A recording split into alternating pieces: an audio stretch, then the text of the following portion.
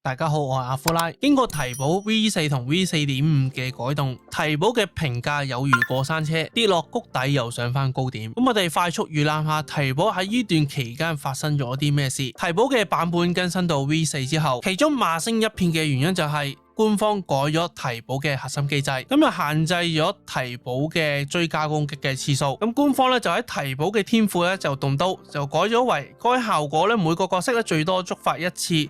提保施放終結技嗰陣咧，重置我方其他角色可觸發嘅次數，而提保嘅專屬光錐就從呢個嘅追加攻擊會獲取9點嘅能量咧，變咗做獲取12點嘅能量。咁即係話咧，3個角色咧發動終結技之後咧，提保透過專屬光錐可獲得嘅能量咧就封咗頂。只能夠攞到36點。由於3個人物咧觸發終結技之後，必須要咧透過提保嘅終結技咧去重置提保嘅可觸發追加攻擊嘅次數，就變咗提保對其他隊伍嘅相容性咧就大大降低。特別係飛霄隊從資更要換咗做提保嘅話，藉住提保嘅 V3 版本，就令到飛霄更容易觸發終結技以及打高壓傷害。咁 V4 咧可以講係一個大削弱，咁導致玩家無論係 Facebook 啦定係 NGA 咧都罵聲一片，甚至有好多玩家反映話，如果提保咁樣改嘅話，就唔一定考慮課金提保啦。都唔知官方係咪聽到咧呢啲玩家嘅反應呢？咁喺 V4 出咗之後嘅一日，咁官方咧再出個熱搜咧，就喺呢個嘅提保嘅額外效果嗰度咧，再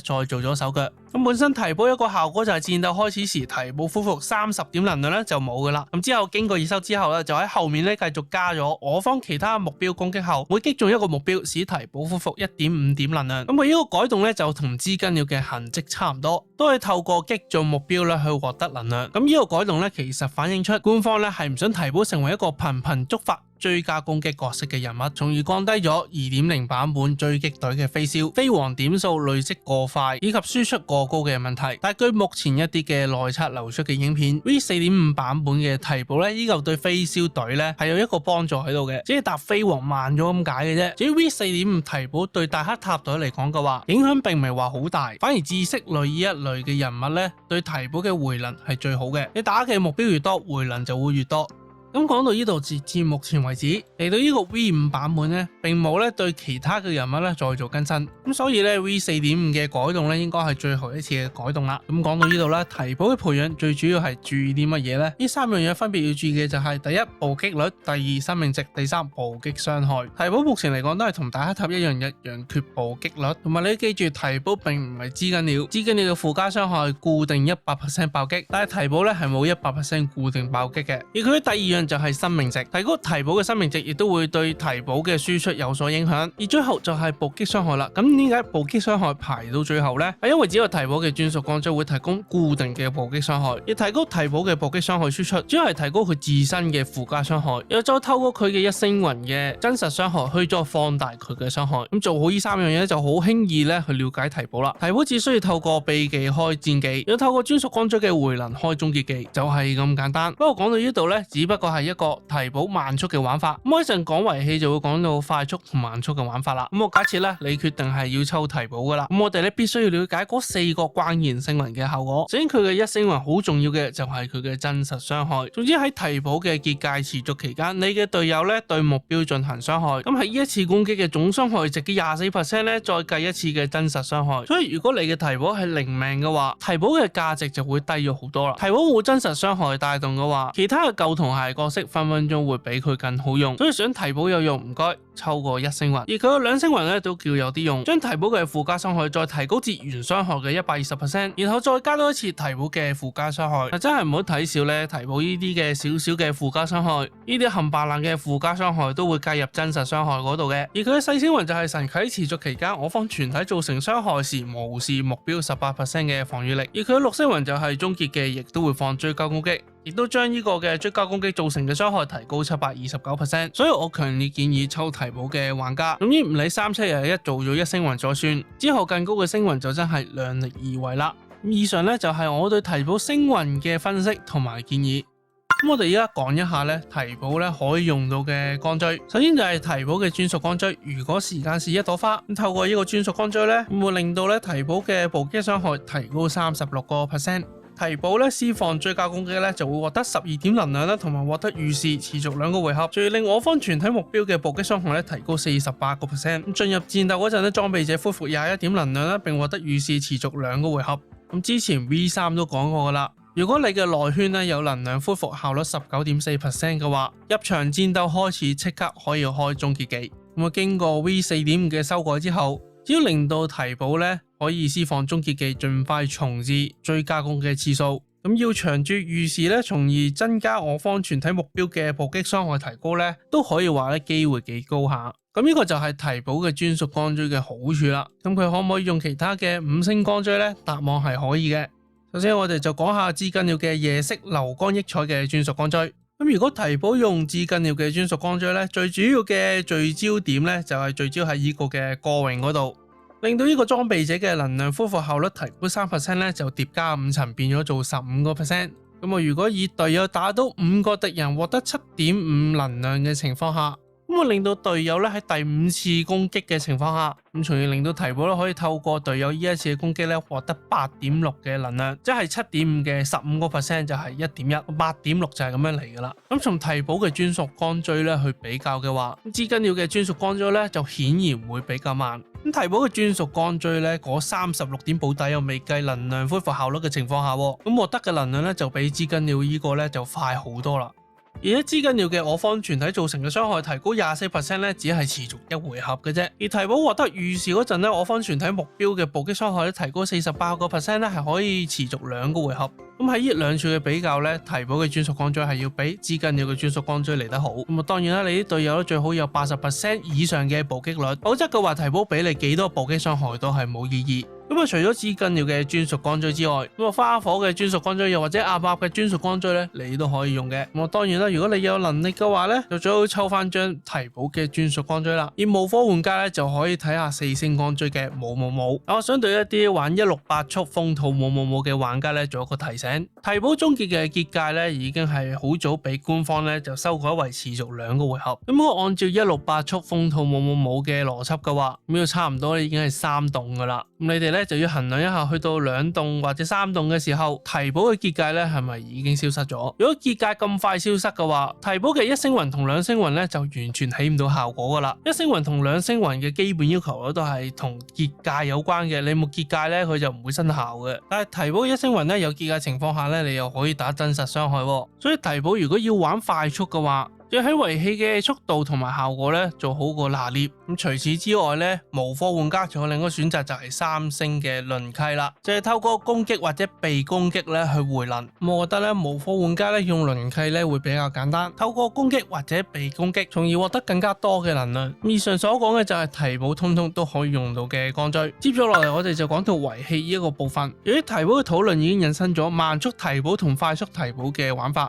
我哋首先講一下咧慢速提寶嘅遺棄。慢速提寶嘅外圈咧就會用到私人套。慢速提寶如果可以控制嘅速度咧少於95嘅話，咁就可以最好攞到私人套 32% 嘅爆擊率。我建議咧慢速嘅提寶應該控制速度咧去到呢個嘅95到90嘅啫，咁同至緊要唱歌嘅步伐係一樣噶啦。低於90咧我就唔建議嘅，咁提寶3個回合就要開1次戰技，所以保持提寶嘅速度喺90至95咧就非常好噶啦。然後測詞條嘅部分，咁我記住咧腳嘅主詞條咧唔可以有速度，有嘅話就廢咗噶啦。咁副詞條有少量嘅速度咧可以接受，但盡量控制佢嘅速度喺90至95之間。咁鞋嗰部分咧就要測生命值俾提寶嘅，咁喺衫嗰度咧個主詞條咧我建議係暴擊率。而佢嘅內圈我就建議用未來新嘅執骨套，加生命上限，再加暴擊傷害。咁能量繩嘅主詞條就測能量恢復效率，咁佢嘅能量球就測生命值。而慢速提寶咧再配合提寶嘅專屬光追就係標準嘅玩法。然後講一講快速提寶嘅嗰部分。咁就所見到目前嘅內測片段啦，就俾個心得大家。咁我目前見過145速嘅提保，外圈咧繁星套，內圈咧用牙盒，再搭上冇，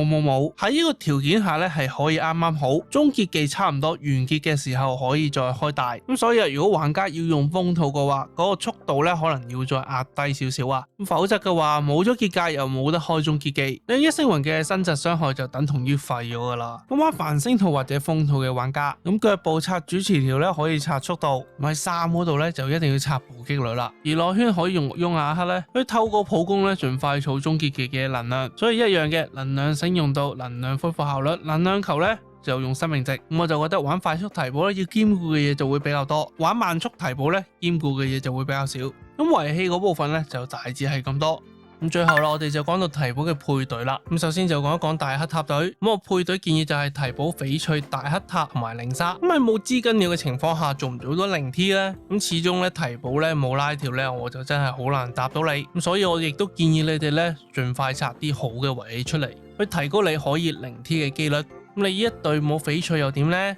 你亦都可以放4星黑塔入去，咁如果你冇靈沙嘅話，就可以用沙金咧去防將來嘅盜火行者嘅大招。嗱，咁啊提埋你哋噶啦，3.1嘅混沌咧打出嚟攻擊係好痛嘅。儘管3.1嘅混沌咧係會提供全體生命上限提高30% 嘅增益俾你哋，如果你冇把握做到零 T， 但係你又冇沙金嘅話，我建議你哋每一個人物嘅生命值咧最好撐到5000至6000，因為盜火行者嘅大招咧，據我所見啊，一扣會扣4000血。咁你嘅人物咧有5000至6000血冇盾嘅情況下咧，應該可以捱到佢一招嘅。但係如果你裝備好有把握嘅話，亦都要將生存位換咗做記憶開拓者咧去試一試。咁我估計咧靠住記憶主嘅真實傷害咧同埋拉條咧，應該可以做到零 T 嘅。咁大黑塔隊咧最有可能零 T 嘅建議咧就係得咁多。然後就到新崛起嘅召喚隊，咁我選擇唔多嘅啫，一係阿格萊拉，一係記憶主噶啦。如果召喚隊要配提保嘅話，咁你可以配提保星期日阿格萊亞同埋霍霍，又或者係提保記憶開拓者阿格萊亞同埋霍霍。咁我哋亦都講一講未來新嘅燒血隊伍，